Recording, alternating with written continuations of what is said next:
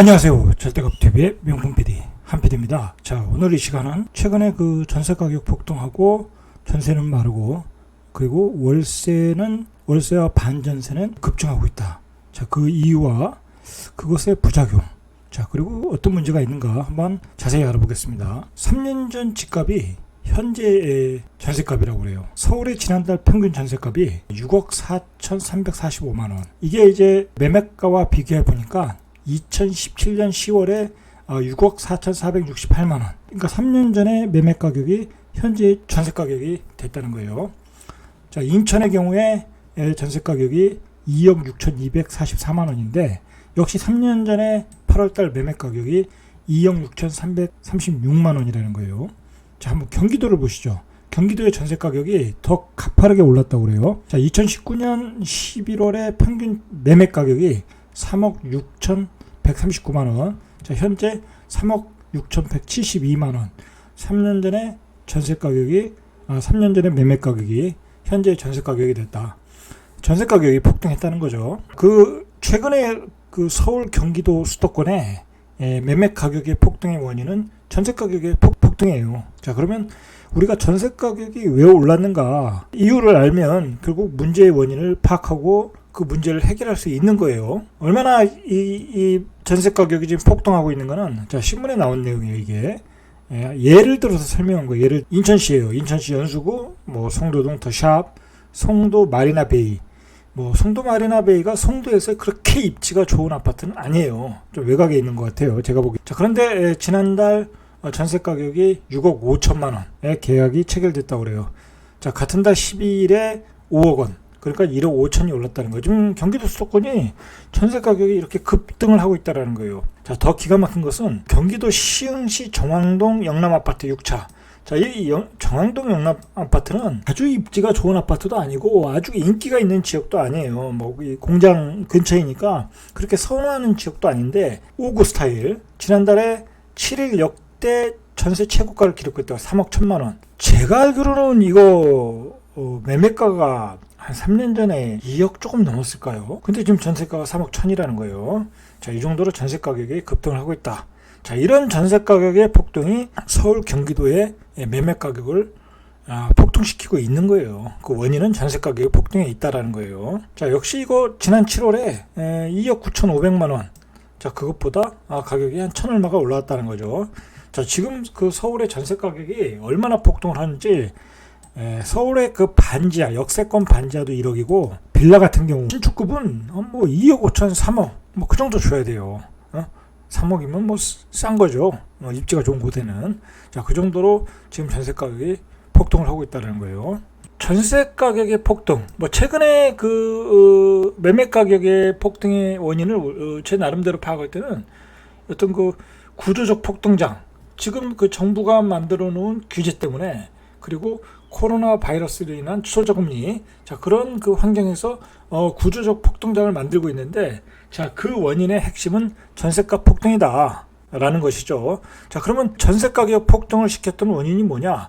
자, 바로 이제 지난해 7월에 새 임대차법, 계약갱신 청구권, 전월세 상한제, 임대차 신고, 자, 이렇게 이제 그 세 가지가 있지 않습니까? 자, 그걸 기점으로 해서 전세 매물이 급감을 했다는 거예요. 자, 이게 우리가 또 생각해야 될 게 뭐냐면 작년부터 서울 수도권의 입주 물량이 점점 줄어들고 있는 상황이었어요. 자, 올해도 줄어들고 내년에는 더 많이 줄어든다. 아주 급감을 한다는 거예요.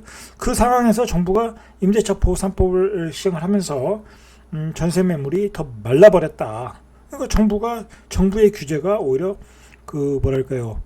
불난집에 기름을 부은 격이 되었다는 거예요. 자, 거기다가 최근에 신규 대출 주담보도 막아놨어요. 신규 대출. 자, 담보대출 받아서 집 사지 말아라. 자, 그럼 집 사지 말면 어떻게 되겠어요? 전세로 살아야 되겠죠? 전세로 살아야 되는 거예요. 집 사지 말라니까. 지금 대출이 안 나와서 지금 중도금을 잔금으로 전환하시는 분들이 아주 큰 고생을 치르고 있어요. 밤새 그 은행에서 줄을 서야 되지 않나. 아니, 그 사람들은 다 무주택인 경우가 많은데 정부가 대출을 막겠다고 해서 은행들이 대출을 안 해주니까 그런 상황을 그런 어려운 지경에 있다라는 거예요. 이거 사실 문제가 있어요. 주담보도 맞고 그 다음에 전세자금 대출도 이제 막겠다고 그래요. 자, 정부가 꾀를 낸 거죠. 집값을 잡으려면 전세값 폭등을 막아야 되는 거야. 그럼 전세값 폭등을 막으려면 전세 대출을 막으면 되겠죠. 왜 자꾸 사람들이 갭 투자로 집을 사니까. 실수요금, 무주택자금, 그 다음에 갭 투자금, 전세를 끼고 사니까 전세 대출을 막아야 되겠다라고 하는 거예요. 전문가들도 집값을 최후의 보루였거든요. 이걸 과연 이 대출, 이 전세 대출을 막을까? 못 막을 거라고 생각을 했는데 정부는 지금 막고 있어요. 그만큼 지금 그 대출이 너무 많이 나갔다. 자, 그리고 많이 풀린 돈이 자산 버블을 일으킬 것이다. 자, 그 상황이 심각해졌다고 정부도 생각하는 거예요. 자, 그리고 그 돈이 어떤 경제에 미치는 영향이 너무 크다는 거예요. 이제 인플레이션을 일으키니까 원자재 가격을 폭등시키고 있잖아요. 그러니까 경제 전반에 악영향을 끼치고, 자, 그게 스태그플레이션으로 가는 것은 막아야 되겠다. 그러니까 전방위적으로 고승범 금융위원장을 내세워서 지금 아주 그 초강력 긴급 조치를 취하고 있어요. 자, 이렇게 되니까 전세 대출 막고 집 사겠다고 담보 대출 막고, 자, 그러니까 어떻게 되겠어요? 결국 월세로 갈 수밖에 없는 거죠. 월세로 가는 게 당연한 거다. 자, 그래서 지금 월세 반전세가 급증을 하고 있다는 거예요. 자, 이거는 정부가 생각할 때는 아주 이상적인 시나리오예요. 전세로 살게 월세로 가면 이제 갭 투자들이 줄어들 거 아니에요. 갭 투자를 할 수가 없죠. 자, 그리고 월세로 사니까 월세 소득에 대해서 세금을 때릴 수가 있잖아요. 자, 그걸 세금 폭탄을 때리고, 자, 세금을 더 많이 걷어서 복지로 퍼붓겠다는 거잖아요. 그 월세로 전환돼서 거둘 수 있는 세금들이 다 누가 내느냐?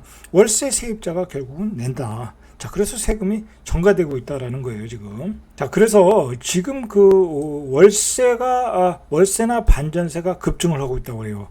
자, 결국은 이 전세값 폭등, 자, 이게 주범이 돼가지고, 자, 결국은 정부가 임대차 보호 3법으로 전세 물량이 마르고, 자, 그리고 거기다 대고 이제 종부세, 재산세, 이제 세금 폭탄을 때리다 보니까 집을 가진 사람들이 결국은 월세나 반전세로 바꾸고 있다. 갱신을 하는 경우에 전세 가격이 폭등했으니까 추가로 금액을 올려줘야 되는데, 자, 그 금액을 올릴 수가 없는 분들이 많잖아요. 그리고 지금 전세자금 대출도 막아놨으니까, 자, 그러니까 반전세가 이제 급증을 하겠죠. 월세와 반전세가 둘 다 급증을 하고 있다라는 거예요. 자, 이게 지난해 7월 임대차법 시행 이후예요. 그러니까 정부가 작년에 임대차법 시행이 얼마나 잘못된 시점에서 시행을 했는가를 알 수 있어요. 타이밍이 안 좋았다.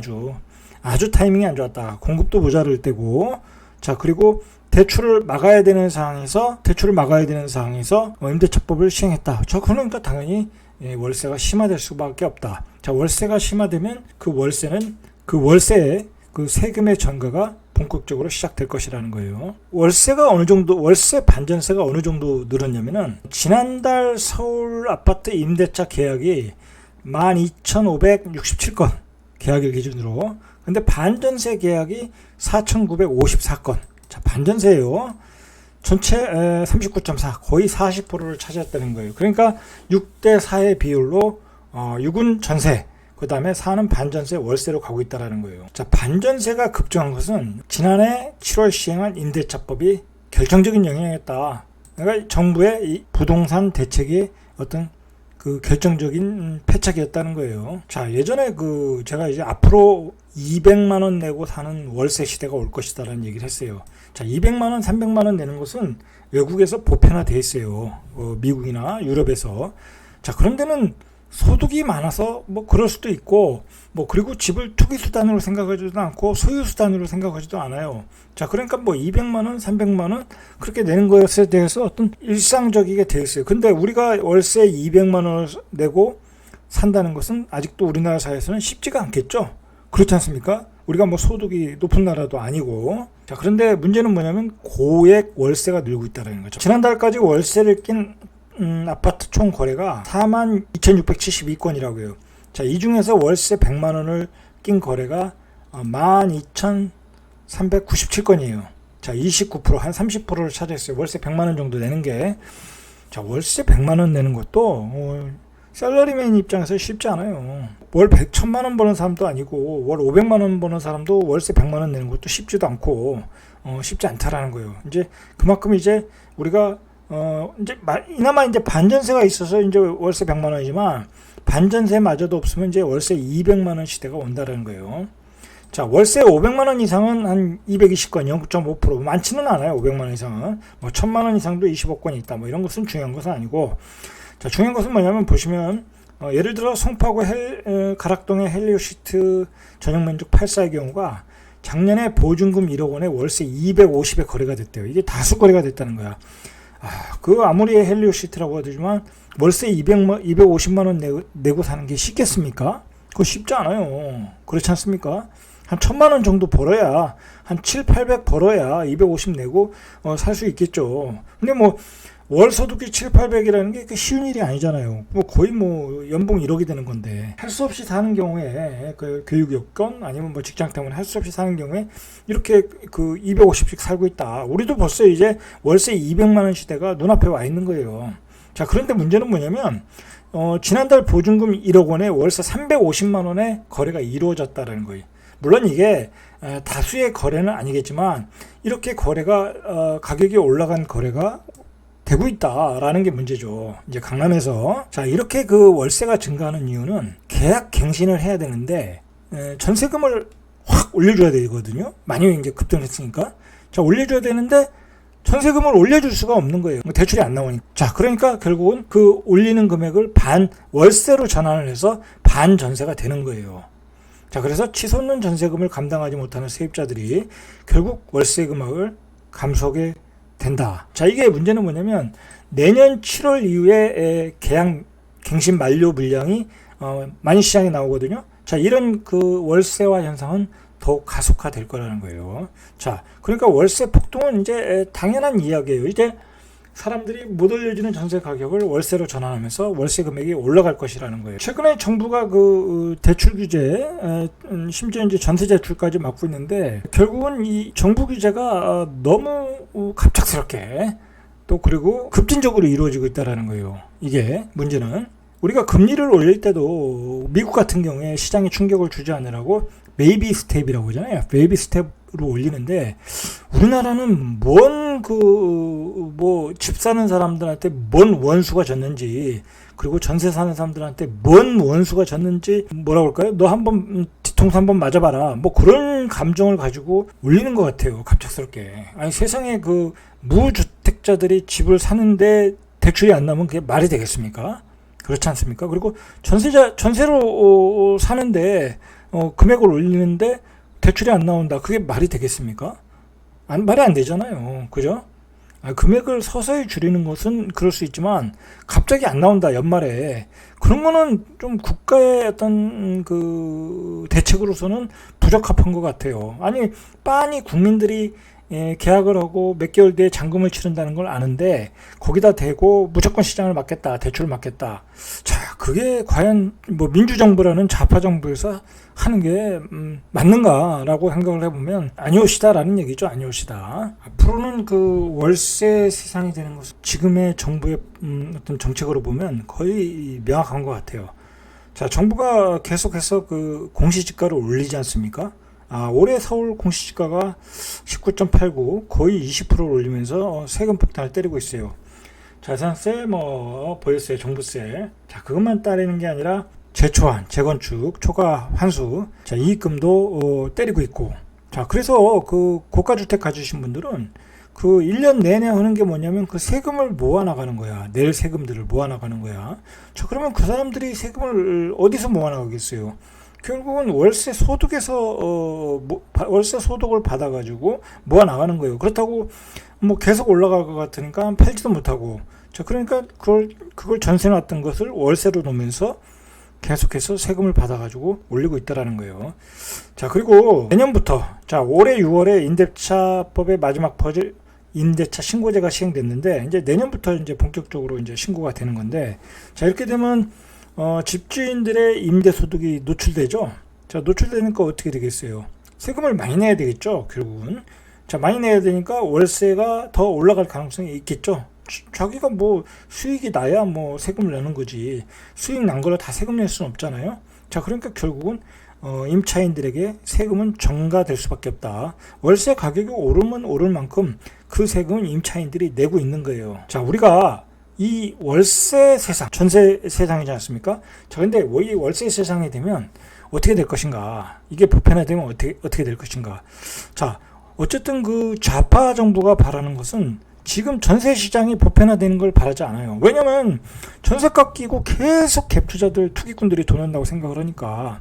자, 그러면 이제 전세가 없어지면 갭 투자도 없어진다. 그렇게 생각을 하겠죠? 그렇게 될 가능성이 높아요. 왜냐면 뭐 월세 끼고 살 수는 없는 거니까. 현금이 어마어마하게 들어가니까. 자, 그리고 월세가 많아지면 결국 임대소득자로부터 세금을 거둘 수 있잖아요. 세원이 노출되니까. 거기다 신고제까지 하라고 하니까. 자, 그러니까 복지 자금이 많이 필요한 좌파 정부 입장에서는 전세에서 월세로 빨리 전환되길 원하는 거예요. 자, 그리고 정부가 원하는 게 뭐예요? 공공임대주택을 많이 만들어서 그거의 혜택을 많이 누리길 원하잖아요. 자, 그래서 큰 정부 역할을 부각시켜주고 그래서 장기 집권을 하겠다라는 거잖아요. 자, 그거로 조금 모자르니까 저품질 주택을 양산하겠다는 거잖아요. 그 도시형 생활주택, 아파트. 자, 그거로 보완해서 가겠다라는 거 아니에요. 그 도시형 생활주택, 그 다음에 아파트의 성격이 뭐예요? 돈 있는 사람들이 사가지고 그걸 월세 내는 거예요. 도시형 생활주택을 서민들이 사가지고 거기에 살겠습니까? 안 살아요, 그거. 투자 가치도 없는데 그걸 사겠습니까? 결국은 돈 있는 사람들이 그걸 사서 임대사업을 하게끔 만들겠다는 거잖아요. 그러니까 그거 다 월세 소득으로 잡히고 거기다 대고 세금을 때리겠다는 거예요. 자, 그러니까 너무 많은 세금을 때리다 보면 세입자가 전가가 되겠죠.